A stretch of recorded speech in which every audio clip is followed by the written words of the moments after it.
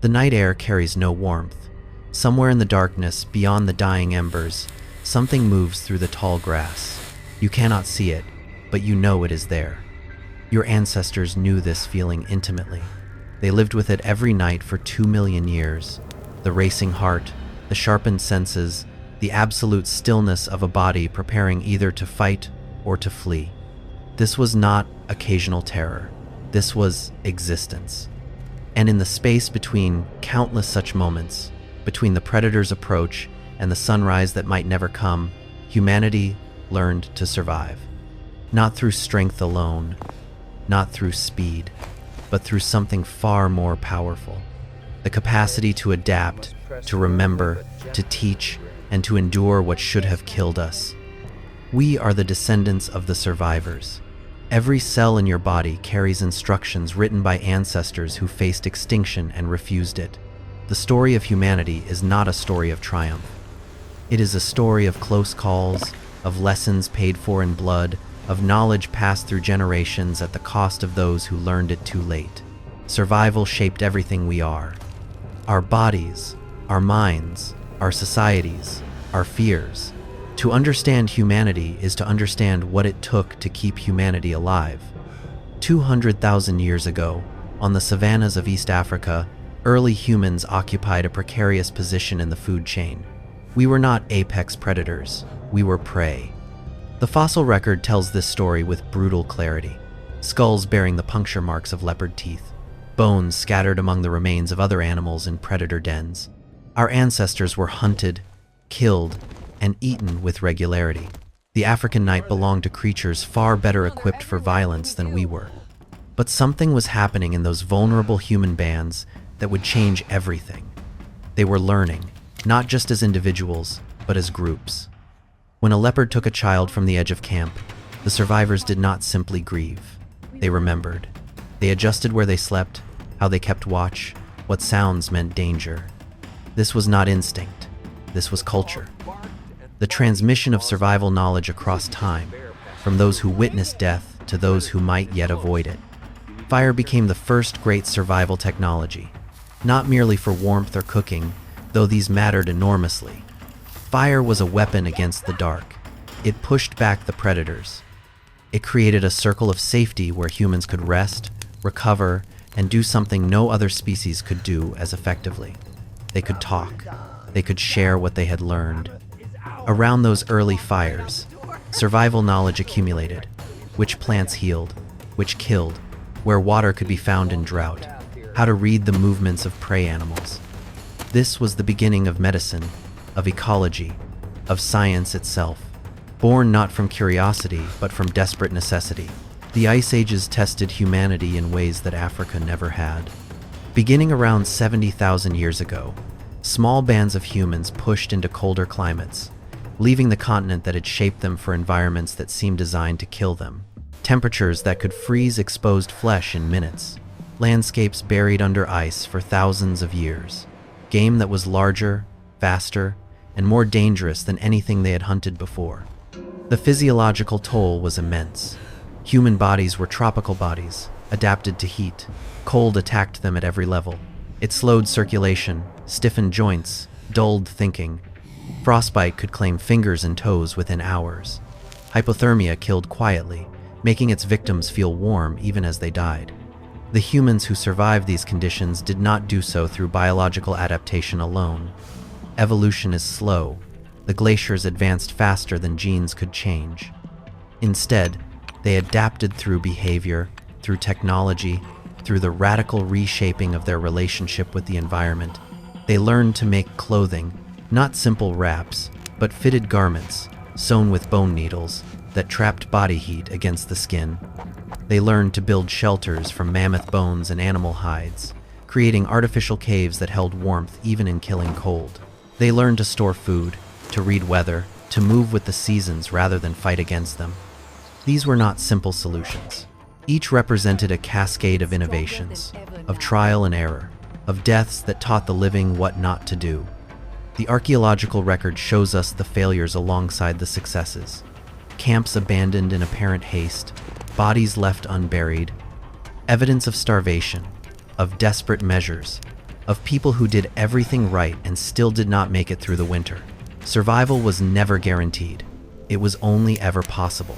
The migrations themselves were acts of survival that bordered on the impossible, crossing land bridges that appeared only during glacial maximums, navigating coastlines in primitive watercraft, pushing into territories where no human had ever set foot, where every plant was unknown, every animal unpredictable, every water source a question mark. These journeys took generations. Children were born along the way, grew up knowing nothing but movement, died having never reached a destination their grandparents had imagined. The survival knowledge of one landscape had to be rebuilt from nothing in each new environment. Tropical wisdom meant nothing in the tundra. Desert skills failed in the rainforest. Each migration was a complete reset of human adaptation, a test that killed the unprepared and rewarded only those capable of learning faster than their environment could kill them. Disease was an enemy that humans could not see, could not fight, and could not flee. For most of human history, the microbial world remained invisible and incomprehensible. Illness appeared without warning, struck without pattern, and killed without mercy. Early humans understood disease as supernatural punishment, as spiritual imbalance, as the malevolent action of unseen forces. They were wrong about the cause, but they were often remarkably right about the treatment. The practice of medicine is far older than the germ theory that would eventually explain it. Archaeological evidence shows trepanation, the surgical opening of the skull, performed successfully tens of thousands of years ago.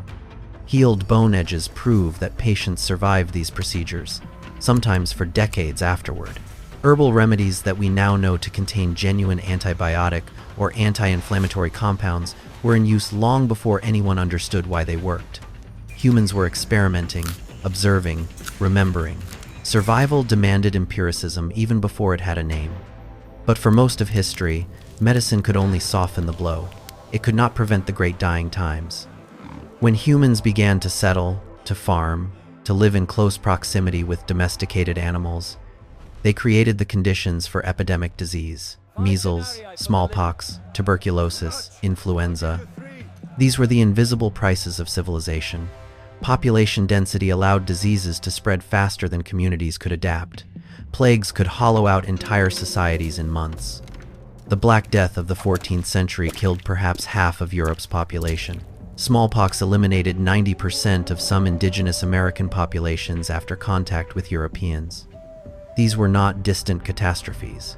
They were selection events, survival pressures so intense they left marks on the human genome that persist today. The survivors carried resistance. Their descendants carried that resistance forward. We are alive because our ancestors had immune systems capable of withstanding what killed everyone around them.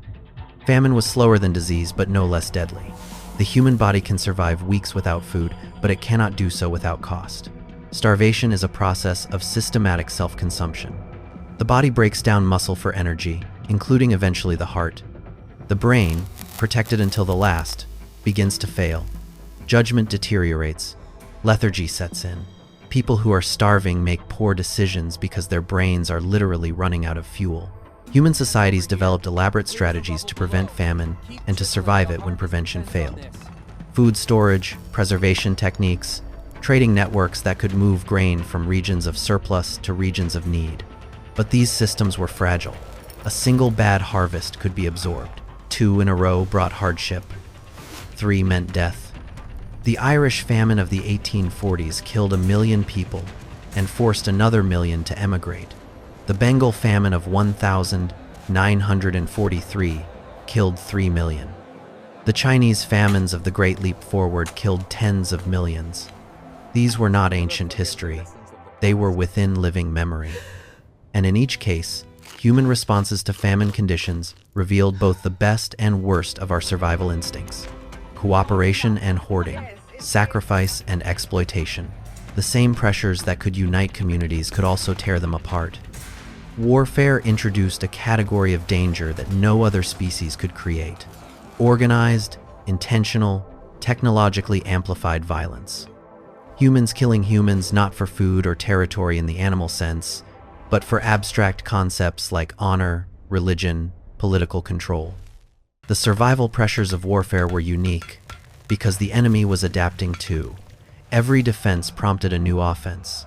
Every fortification invited a new siege weapon. Survival in war meant not just enduring danger, but anticipating how that danger would evolve.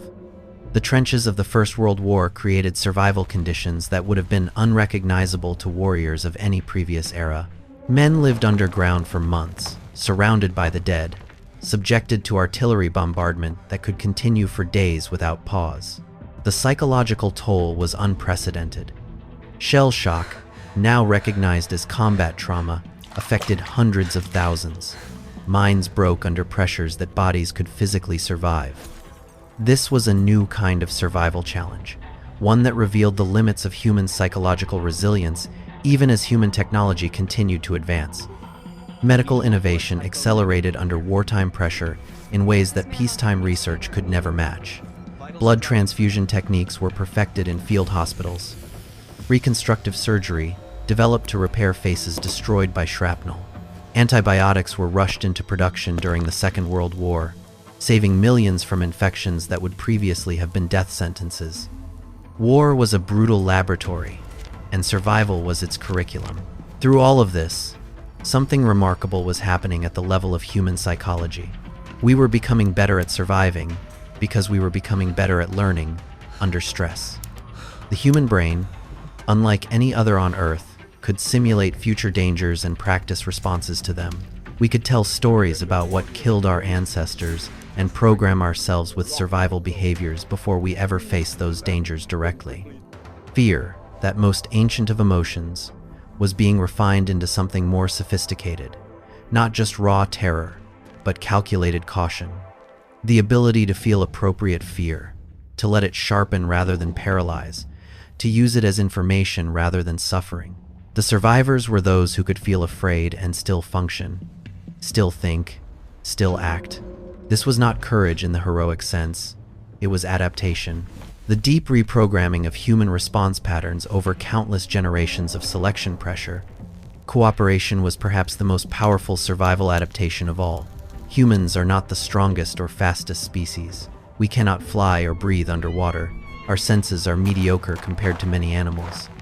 But we can work together at scales and with complexity that no other species can match. We can coordinate action across time through language and writing. We can build on the innovations of ancestors we never met. Every human alive today survives in part because of knowledge contributed by millions of people across thousands of years. This cooperation did not emerge from altruism alone. It emerged from survival pressure. Groups that cooperated survived. Groups that did not cooperate died. The mathematics were simple, even if the dynamics were complex. Sharing food during scarcity meant everyone had a better chance of living long enough for conditions to improve. Caring for the injured meant skilled hunters could recover and hunt again. Teaching children meant knowledge survived beyond individual deaths. Cooperation was not kindness, it was strategy. And those who mastered it outlasted those who could not look beyond their own immediate needs. Modern humanity carries all of this within us. We are the product of 2 million years of survival pressure, of adaptation under conditions that killed more of our ancestors than we can count. Our fears, our instincts, our social structures, our capacity for innovation under stress. All of it was forged in the crucible of existential threat. We are here because our ancestors did not give up, because they learned from every disaster, because they passed on what they knew to children they hoped would live longer than they did. The world is safer now than it has ever been. Fewer people die from violence, disease, famine, and exposure than at any previous point in human history. But the machinery of survival remains active within us, waiting for conditions that may never come, prepared for threats that no longer exist in the forms that shaped us. We are survival machines living in an age that has, for now, suspended many of the pressures that built us. This is the inheritance. Not triumph, but endurance. Not conquest, but adaptation.